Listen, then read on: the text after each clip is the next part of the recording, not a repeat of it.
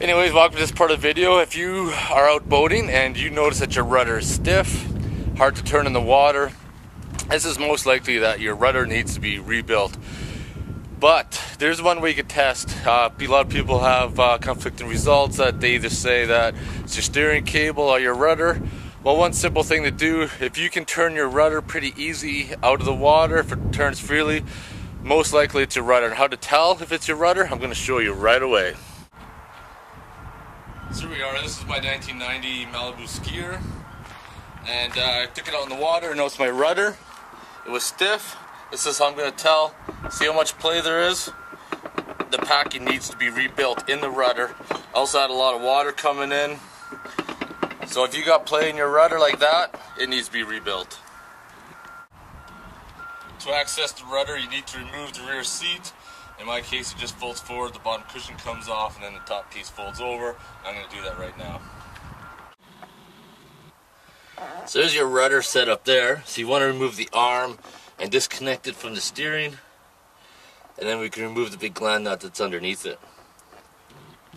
One of the first steps you want to do is support your rudder, because when you remove your gland nut and everything else, your rudder is just going to drop. So you want to support it so it doesn't fall. So there we are, we got the steering arm removed. Next part is you got to remove your gland nut.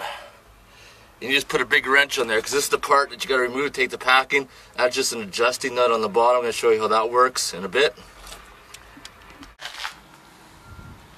Alright, kind of pull my arm back and zoom in. This is your stuffing or packing right inside here. And you kind of see where it goes around. So now I got to take that out and gut it. And we got to prepare to put the new stuff in. Alright, it's really not that important, but I want to show you the old stuffing that I took out. This is the packing. This is what helps keep your rudder rigid and also helps seal the water from coming in. This is the new stuff right here. It's 5/16. And now we're going to size it up. So what you do is you take the packing and you wrap it around your rudder shaft and cut it so it's absolutely flush. I'm going to do that right now. I'm going to set that right there just so you can see. So I got the first ring in.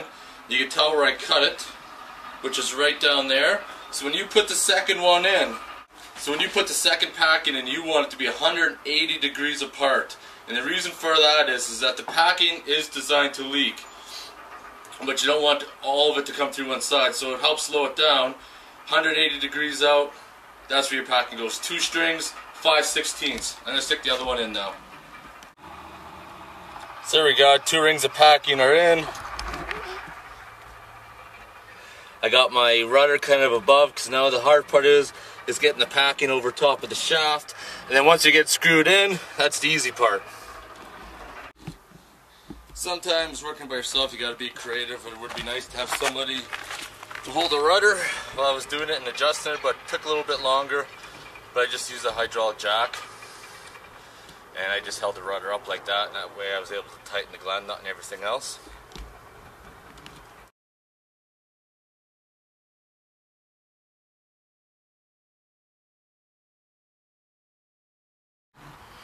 Alright, so we're all finished now. I just want to show you.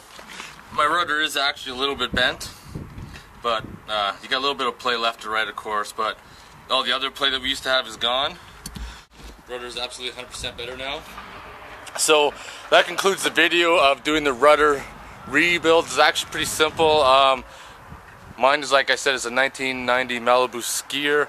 I actually thought that the rudder was going to be a sleeve, and I had some brass gears I was going to throw in the lathe and machine, but just turned out to be packing, which was way easier. Only took an hour job instead of like 3-4 hours of machining. But anyways, if you have any questions, comments, or concerns, post them below. Otherwise, thanks for watching.